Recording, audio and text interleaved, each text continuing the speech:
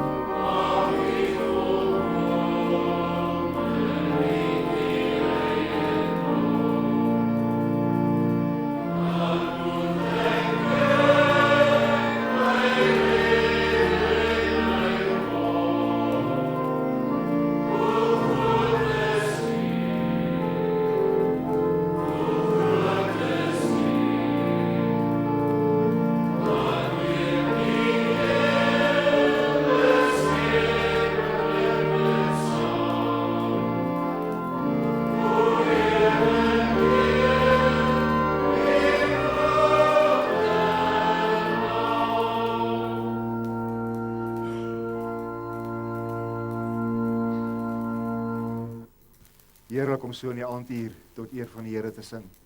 Kom ons tree nou voor hom in met Psalm 19, die woorde van vers 7. Dit is dan ook sommer ons openlike verklaring.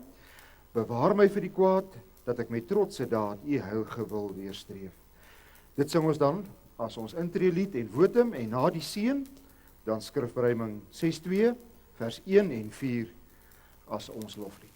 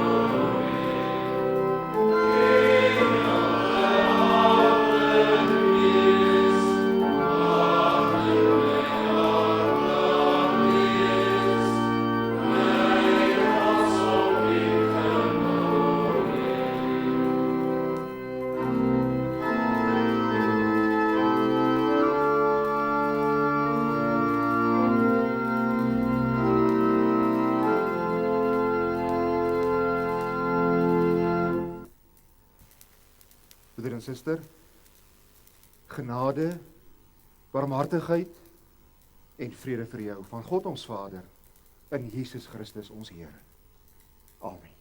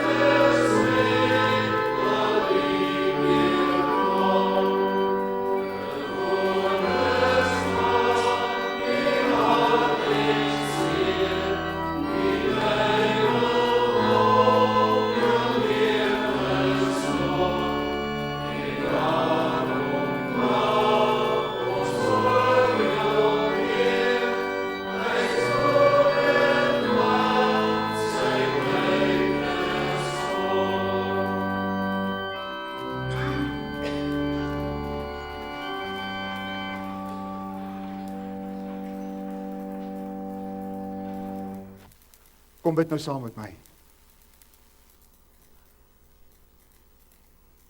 O Here, terwyl ons hierdie lied sing, dan sien ons in ons geestesoë hoe ons Here Jesus met die hemelvaart, wat ons ook hierdie week gedenk het, sy plek op die troon van die wêreld inneem. Nadat hy hier op aarde die duiwel oorwin het, die dood oorwin het, opgestaan het hy opgevaar om as koning daar te regeer, en daar het hy ook die Satan uit die hemel uitgegooi, omdat daar vir hom geen plek meer was nie, want Christus is koning. Hy regeer. Hierdie hele wêreld is in sy hande. Ook ons en ons lewe. Dankie Here vir die vreugde wat ons kan deel in hierdie oorwinning wat U vir ons behaal het. En dat ons daardeur ook die sekerheid het dat ons saam met U die oorwinning sal behaal. Daarom het U ons ook vanmôre ernstig opgeroep om ons te bekeer en ons lewe in te rig volgens U wil en U woord.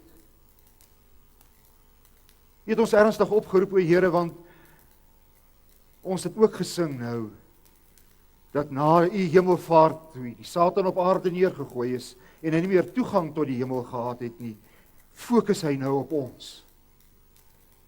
Op U kerk, elke gelowige dwars oor die hele wêreld. Is dit sy plan om te verwoes en te vernietig?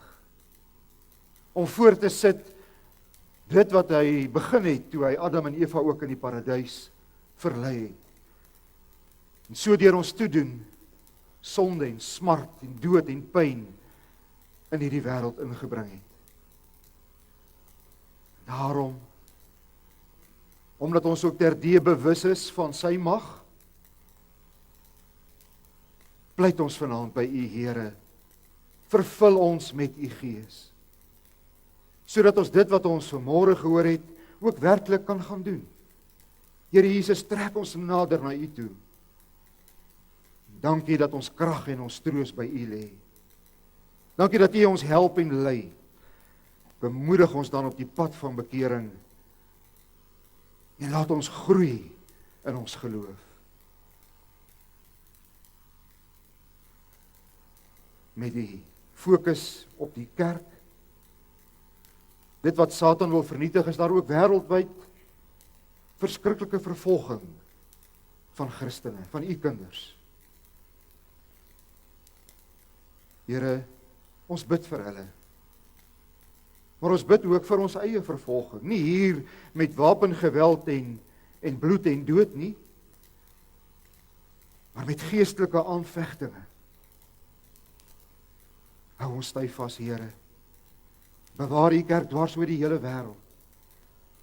Maar in besonder dan ook ons broers en susters, wat ook deur wapengeweld met hulle lewens betaal, omdat hulle in U glo. Here, ons bid ook vir ons eie gemeente. Dankie vir ons gemeente. Dankie, o Here, dat ons hier deel kan wees en dat U ook hier die herder is wat ons versorg, geestelik wat ons vashou en beskerm. Dankie vir mense wat U in die diens gebruik, ouderlinge en diakens, almal wat dienswerk op een of ander manier doen. Dankie vir die gawes wat U aan mense gee en wat U dan ook hier in die gemeente laat werk. Ons bid ook in besonder vanaand vir ons ouderlinge as hulle hierna gaan vergader oor hulle dienswerk in die gemeente en oor die geestelike lewe van ons gemeente. Here, laat ons werk wees tot opbou van U gemeente, maar ook tot persoonlike groei van elke lidmaat. Ja, dat deur alles wat ons hier doen, die prediking, die eredienste, huisbesoeke, katkesasie, pastorale werk,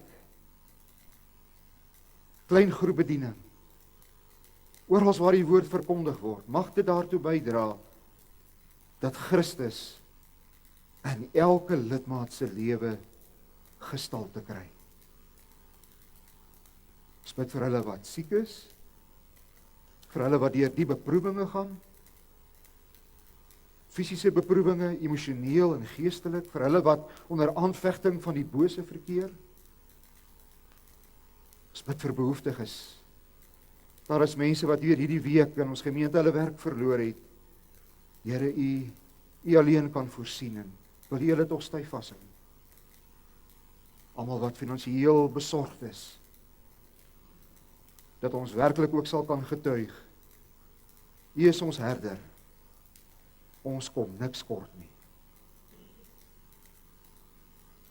Wil U dan nou, as ons rustig hier saam is rondom U woord, ons versterk en vertroos. Here, ons kan so maklik deur beproewinge en teëspoed en deur die stikkende dinge van hierdie wêreld ontspoor word. Ons kan so maklik in ons geloof verward raak. Daarom bid ons. Gee vanaand vir ons 'n helder en 'n duidelike prentjie van wie U is en wat U hier in ons gebroke wêreld kom doen. Hier sit ook vanaand broers en susters wat hierdie boodskap dringend nodig het. Wil U dit kragtig gebruik om ons almal te versterk en te vertroos. Dankie dat ons dit mag vra in die naam van Jesus, ons Here en ons Koning. Amen. Kom ons maak die Here se woord oop.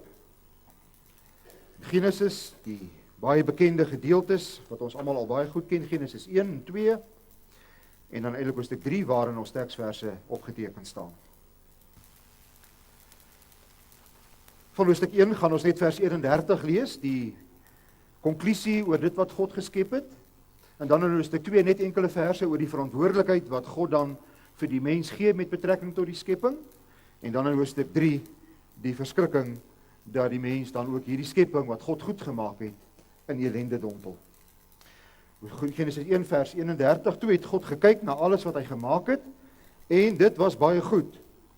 Dit het aand geword en dit het môre geword. Dit was die 6de dag. Dan uit hoofstuk 2 vers 15 tot 18. Die Here God het die mens in die tuin laat woon om dit te bewerk en op te pas. Die Here God het die mens beveel, van al die bome in die tuin mag jy eet soos jy wil, maar van die boom van alle kennis mag jy nie eet nie. Die dag as jy daarvan eet, sterf jy. En ons sal nou hoor in die prediking, wat is die implikasies hiervan? Verder het God gesê, dit is nie goed dat die mens alleen is nie, ek sal vir hom iemand maak wat hom kan help, sy gelyke. Dis dan die vrou. En dan in hoofstuk 3, tot by vers 21. Die slang was listiger as al die diere wat deur die Here God gemaak is, en het vir die vrou gevra, het God werklik gesê, julle mag van geen boom in die tuin eet nie? Die vrou het die slang geantwoord, ons mag eet van die vrugte van die bome in die tuin. God het net gesê, ons mag nie eet van die vrugte van die boom in die middel van die tuin nie. Ons mag dit nie aanraak nie, want dan sterf ons. Toe sê die slang vir die vrou, julle sal beslis nie sterf nie, maar God weet dat julle oë sal oopgaan die dag as julle van daardie boom eet, en dan sal julle soos God wees, dat julle alles kan ken. Toe besef die vrou dat die boom se vrugte goed is om te eet en mooi om na te kyk, en begeerlik omdat dit kennis kan gee. En sy het van sy vrugte gepluk en geëet. Sy het ook vir haar man by haar gegee en hy het geëet. Hulle albei se oë gaan toe oop en hulle besef dat hulle kaal is. Toe werk hulle vyeblare aan mekaar en hang dit om vir klere. Hulle het gehoor hoe die Here God in die tuin wandel teen die tyd dat die aandwind opkom en die mens en sy vrou het vir die Here God gaan wegkruip tussen die bome van die tuin. Want die Here God het na die mens geroep en vir hom gevra, waar is jy? En die mens antwoord, ek het gehoor dat jy wandel in die tuin en ek het bang geword, want ek is kaal. Toe het ek weggekruip. Die Here God vra toe, hoe het jy te wete gekom dat jy kaal is? Het jy tog nie van die boom geëet waarvan ek jou verbied het om te eet nie? Die mens het geantwoord, die vrou wat jy my gegee het om my by te staan, sy het vir my van die boom se vrugte gegee en ek het geëet. Toe vra die Here God vir die vrou, wat het jy nou gedoen? En sy sê, die slang het my mislei en ek het geëet. En dan die gevolge nou. Wat is die resultaat van wat hulle gedoen het? En die Here God sê vir die slang, omdat jy dit gedoen het, is jy vervloek onder al die diere, op jou maag sal jy suil en stof sal jy eet jou lewe lank. Ek stel vyandskap tussen jou en die vrou, tussen jou nageslag en haar nageslag. Haar nageslag sal jou kop vermorsel en jy sal hom in die hakskeen byt. Vir die vrou het die Here God gesê, ek sal jou baie swaar laat kry met jou swangerskappe, met pyn sal jy kinders in die wêreld bring, na jou man sal jy hinker en hy sal oor jou heers. En vir die mens, vir Adam, die man, het die Here God gesê, omdat jy na jou vrou geluister het, en geëet het van die boom waarvan ek jou verbied het om te eet, is die aarde deur jou toedoen vervloek. Met swaar kry sal jy daaruit te bestaan maak, jou lewe lank. Die aarde sal vir jou dorings en distels laat uitsprei, en jy sal veldplante eet. Net deur harde werk sal jy kan eet, totdat jy terugkeer na die aarde toe, want daaruit is jy geneem. Stof is jy, en jy sal weer stof word. Die mens het sy vrou Eva genoem, sy was die moeder van al die mense. En dan die laaste vers is ons teksvers. Daarna het die Here God vir die mens en sy vrou velklere gemaak en hulle dit aangetrek. Geliefde broeders en susters in die Here, ek dink nie ek hoef in baie detail vir julle uit te spel regtig hoe stikkend is die wêreld waarin ons leef nie. 'n Mens kan maar net die koerant oopslaan, jy kan maar net die nuus luister, rondom jou kyk wat in die wêreld aangaan om te sien dat hierdie wêreld waarin ons is werklik stikkend is. Die geweldige armoede, honger, siekte, dood en allerlei elendes wat die mens van alle kante aftref.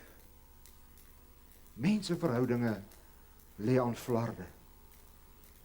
Daar is mense wat hulle liefde op gebroke wyse binne die huwelik uitleef, maar ook daar buite. Dan is daar hierdie verskriklike onbegryplike dinge wat gebeur, soos verkrachtings en kindermishandeling, gesinsgeweld. Weerlose mense wat eenvoudig net afgemaai word op 'n geestelike, emosionele en ook op 'n fisiese manier. En die hele wêreld is eintlik in konflik. As jy na die wêreldnuus luister, dan sien jy die hele wêreld is eintlik maar op een of ander manier in 'n oorlog betrokke. En ek dink, as elkeen van ons nou vanaand hier moet sit en ook oor ons eie lewe nadink, dan dink ek, sal elkeen van ons ook die stikkende plekke in ons lewe kan raak sien. Die gebrokenheid waarmee ons ook worstel as mense.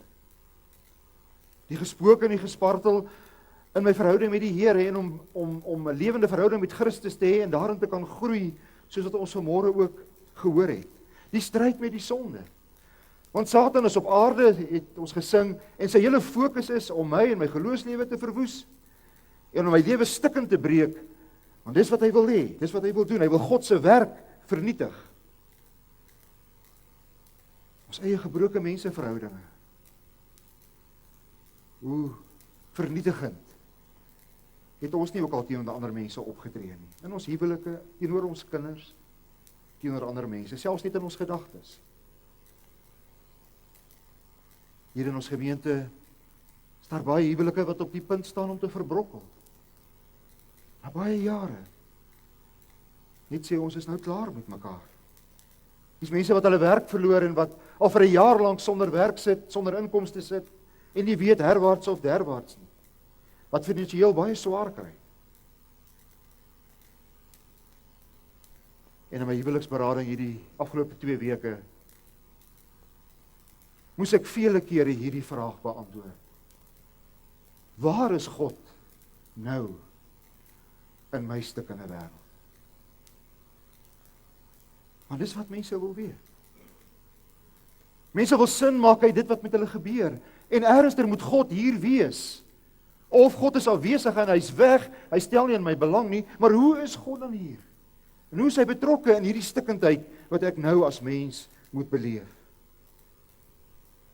Hoe pas God in hierdie stikkende prentjie? En dan in 'n poging om antwoorde te gee, gryp mense na verskillende tekste in die Bybel. Baie gebruik Romeine 8 vers 26 waar daar staan, dat God alles tot ons bes wil beskik. Maar dan maak mense ongelukkig die verkeerde afleiding deur te dink, as God dan dit beskik, dan beteken dit ook, dat God is die bron van hierdie kwaad en hierdie seer in my lewe. Dis God eintlik wat daar agter sit.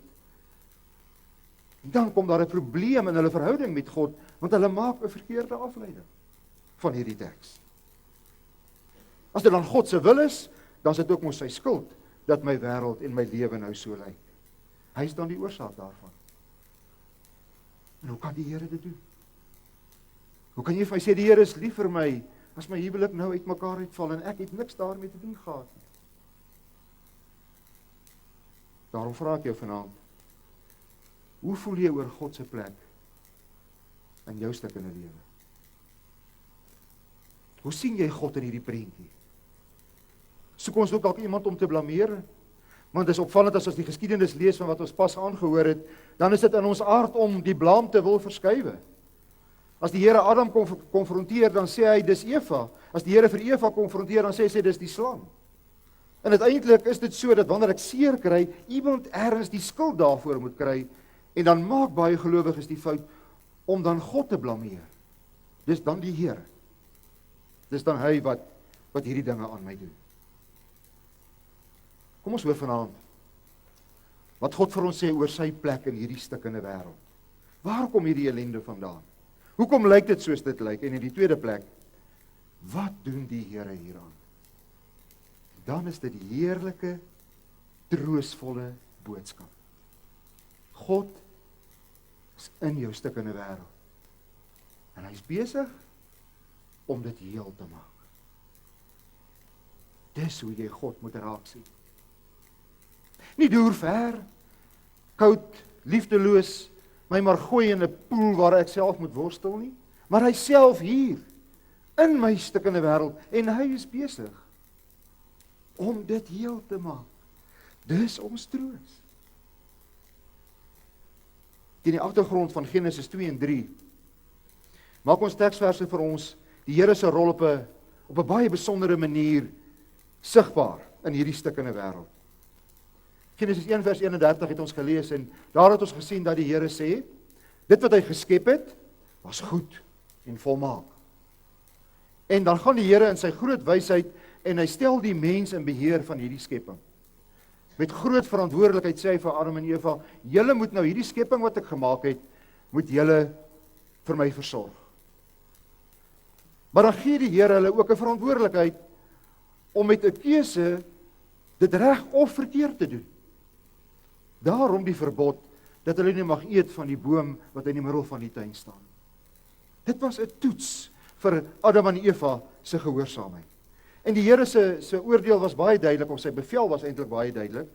As julle van daardie boom eet, sal julle sterwe. Kom ons sê hierdie woorde op 'n ander manier. As julle hierdie verbod van my verbreek, dan breek julle die wêreld. Dis dit. Ek stel julle in verantwoordelikheid om my skepping te bestuur, maar as julle hierdie gebod oortree, dan breek julle die wêreld stukkend. Dan bring julle dood en vernietiging in hierdie wêreld. En dis die gaping wat die slang soek. Want reg van die begin af was dit sy plan en sy bedoeling om God se werk te vernietig. En hier wil hy dan ook kom om by Adam en Eva ook opstand te bewerk, soos wat hy dit reeds in die hemel probeer bewerk het, en waar God hom uitgegooi het. Met 'n leuen dat hulle soos God sou wees, verlei hy vir Adam en Eva om aan God ongehoorsaam te wees. Deur hulle ongehoorsaamheid val die wêreld stukkend. Gebeur wat vandag gebeur. Stukkende dinge, seer dinge, onbegryplike dinge, wat 'n mens nie kan verklaar nie.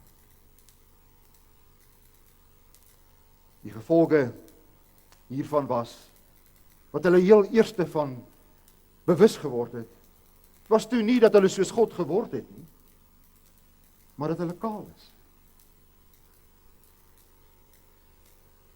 Wat God goed en volmaak gemaak het, word nou iets sondigs en oor skaam te wees.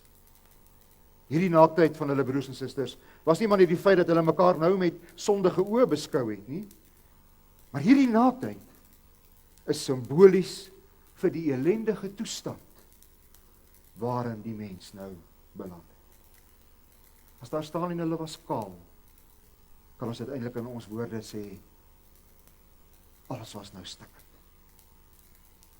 vanweë die mens se toedoen.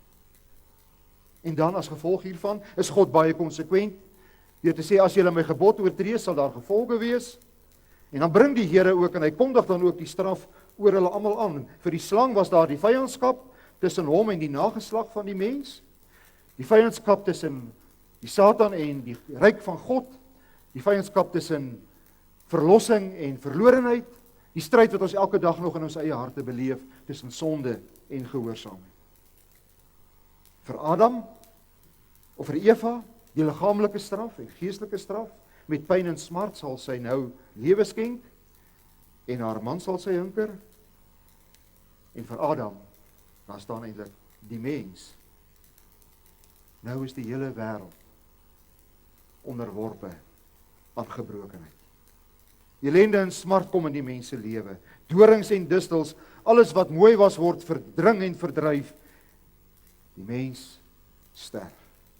Die dood kom in die wêreld. En nou staan die mens kaal. Ontbloot oor dit wat hy oor homself gebring het. Broers en susters, as dit is wat jy beleef in jou lewe, hierdie kaal wees voor die Here, hierdie bewus van die stikkindheid van jou bestaan, dis nie God se skuld nie. Dis die mens se skuld. Ons het dit oor onsself gebring vanweë die sonde wat Adam en Eva gepleeg het en wat hulle dan die hele ganse mensdom in hierdie smart ingedompel het. Ook ons eie sonde. En dit moet ons ook erken. Hoe baie van dit wat ons nie in ons lewe doen, pluk ons later die wrange vrugte van. En dan wil ons die Here daarvoor blameer. Ons moet dit erken. Ons moet nie soos Adam en Eva die skuld verplaas nie. Ons moet weet, dis die gevolge van ons menslike bestaan. Maar kyk nou. Kyk nou vir God. As die mens so kaal daar staan, verlore, verlate, gaan kruip weg, en as sies tog, hulle probeer om met vye blare iets aan hierdie stikkindheid te doen, en vir hulle self klere te maak, 'n powere poging om iets te probeer regmaak van wat hulle verwoes het, dan kom die Here in hulle stikkende wêreld en hy roep hulle, hy sê, waar is julle? En dan kom die Here en hy maak vir hulle klere. Hy bedek hulle stikkendheid. Daar begin die Here heel maak. Deur hierdie eenvoudige daad, deur vir Adam en Eva, wat kaal voor hom staan, klere te maak. Hy begin toemaak. Hy begin beskerm. Hy begin die heel maak wat die mens gebreek het.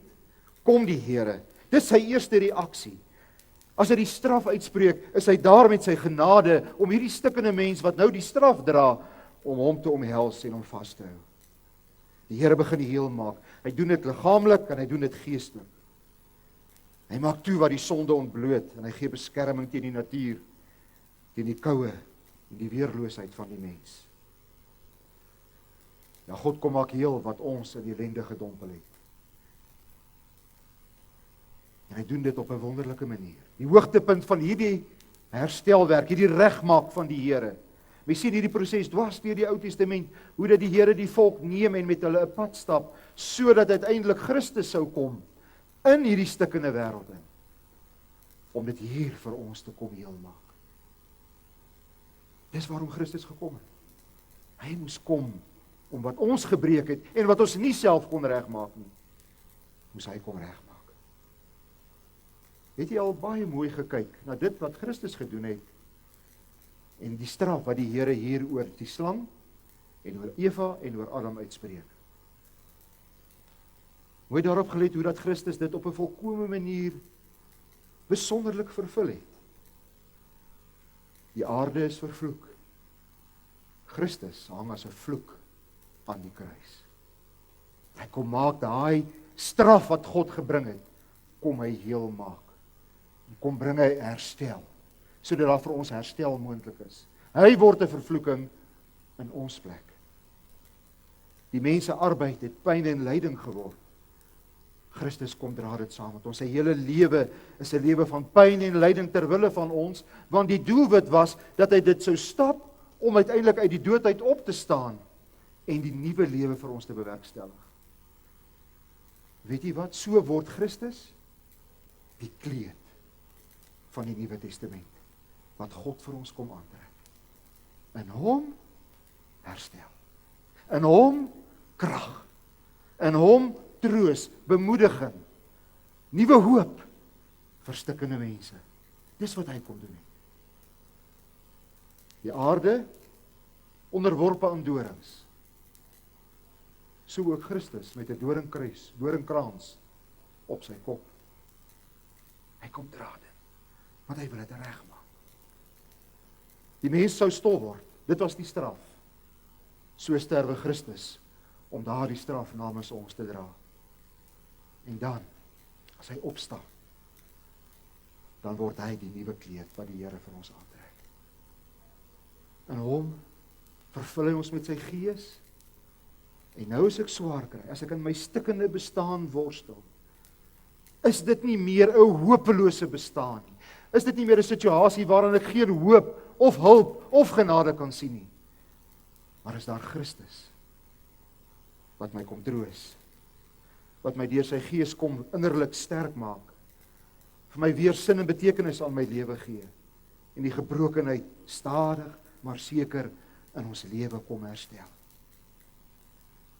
Deur sy krag, deur sy genade is beproewinge nou nie meer iets wat my onderkry nie, maar iets wat ek deur sy genade kan deurstaan. Hy help my, hy dra my, hy hou my vas. Dat dit wat ek oor myself gebring het, my nie verwoes nie. Nou word die pyn en die moeite weggeneem, en word my lewe weer 'n lus en 'n vreugde om vir die Here te lewe. Nou is ons werk nie meer net straf nie, daar's ook vreugde in, daar's ook vrug in. Ons kan dit geniet om in diens van die Here te staan. Christus maak stadig, maar seker hierdie wêreld heel. Hy is weg, maar inderdaad, soos wat Prof Naas donderdag aand gepreek het die Gees agtergebly, om juis vol te maak en te vervul dit wat Christus begin het. Deur hier te wees, in ons stikkende wêreld, in ons harte, om ons hier by te staan. Deur sy genade word ons dorings en dussels, weliswaar, iets waartoe God die vermoë het om dit vir my ten beste te beskik. Ja, hy doen dit. Hy is nie die oorsaak daarvan nie, maar hy beskik dit. Hy bestuur dit vir my ten beste. Hy maak dit heel. Eendag, as die Here Jesus terugkom, dan sal dit volmaak herstel wees. Ek het daaroor gewonder. Gaan ons dan nog klere nodig hê? Want dan sal alles weer volmaak wees. Dan sal alles volkome herstel wees. Dan sal ons dalk nie meer klere nodig hê nie. Broer en suster, die klere wat ek en jy vanaand aan het, en die klere wat jy elke oggend aantrek, is die simbool van God se helende teenwoordigheid in jou lewe. As jy môreoggend voor jou kas staan, en jy dink, wat gaan ek vandag aantrek? Dink dan daaraan. Hierdie klere is die simbool van God wat ook môre in jou wêreld gaan wees. En wat môre gaan besig wees om jou stikkende lewe stukkie vir stukkie heel te maak, totdat hy weer kom. Gaan dan na die kleremaker met jou nood. Gaan na die kleremaker met jou hartseer en jou pyn. Dit wat jy in jou lewe ervaar, dit wat jy as stikkend beleef en wat vir jou voel, niemand gaan dit ooit weer kan regmaak nie. Gaan na hom toe. Hy's daar. Hy sal dit heel maak. En so gebruik hy ons. Is dit nie wonderlik nie? Dat die Here sê, nou maak hy ons sy medewerkers. Wat 'n genade. Dat wat ek en jy gebreek het, kan ons nou help regmaak. As ons hierdie genade van die Here aan ander mense bedien. As ons vir hulle klere gee. Die klere van hoop, en van liefde, en van troos, en van bemoediging, en 'n fokus op God. So gebruik hy ons, om saam met hom, hierdie stikkende wêreld heel te maak. Amen. Kom ons dank saam. Ons Vader wat in die hemel is, Dankie, Here. Dankie dat U ons nie aan ons eie lot oorgelaat het en ons tot die dood toe gestraf het, soos U sou kon en moes, omdat ons gebreek het wat U gemaak het. Dankie dat U in Jesus Christus dit weer kom herstel het, sodat U nou hier teenwoordig kan wees en helend regmaak wat stikkend is. Here, ons bid, dat ons elke dag daarvan bewus sal wees, dat soos wat ons elke oggend klere aantrek, so is U by ons, in Christus en deur die Gees, en wil U ons ook in ons stikkende wêreld toemaak, klee, beskerm, vertroos en bemoedig. Dankie daarvoor. Want as dit nie vir U was nie, ja, dan was alles werklik waar verlore. Maar nou is daar vir ons hoop. Nou het ons moed, ook vir die stikkendheid van ons lewe, want wanneer ons ons oë op U vestig, en wanneer ons ons deur U laat klee, dan is daar genade, uitkoms en hoop. Klee so elkeen wat ook vanaand hier sit, en wat voel dat hulle kaal is, dat hulle wêreld stikkend is en uitmekaar val. Wees hulle krag, hulle troos en hulle klere. Wees met ons in die week wat voor ons lê, die werksweek wat voor lê. Ek is môre op met nuwe krag. Dankie Here vir die rusdag wat ons kon geniet, dat ons hier ook deur U onderrig en geleer en vertroos kon word. En gebruik ons dan môre om hoop te bring in 'n stikkende wêreld. Amen. Daar is nou vir die geleentheid om gawes te gee vir mense in nood.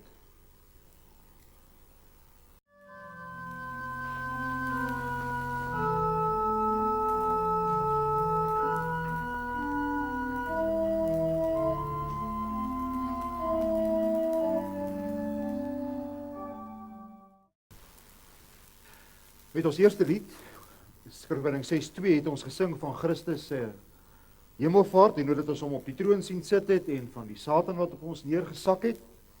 Ons het nou gehoor hoe die Here dit regmaak en nou het ons hierdie hoop van Skrifwoording 18:6. Ek sien 'n nuwe hemel kom, 'n aarde nuut en vry. Die see en al wat skei verdwyn, God self kom by ons bly. Dis die volmaakte herstel wat die Here ons beloof. Ons is nou nie baie vanaand nie, maar kom ons doen dit tog steeds in beurtsang. Ons sing vers 1 almal saam, vers 2 sing die susters, vers 3 die broers en vers 4 en 5 sing ons dan weer saam. Amen.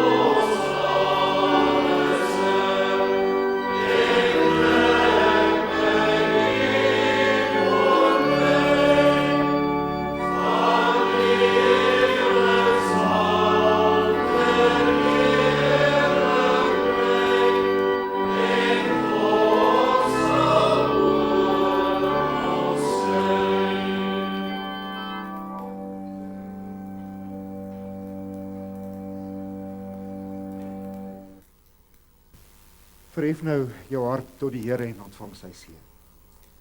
Die Here sal julle seën en julle beskerm. Die Here sal tot julle redding verskyn en julle genadig wees. Die Here sal julle gebede verhoor en aan julle sy vrede gee.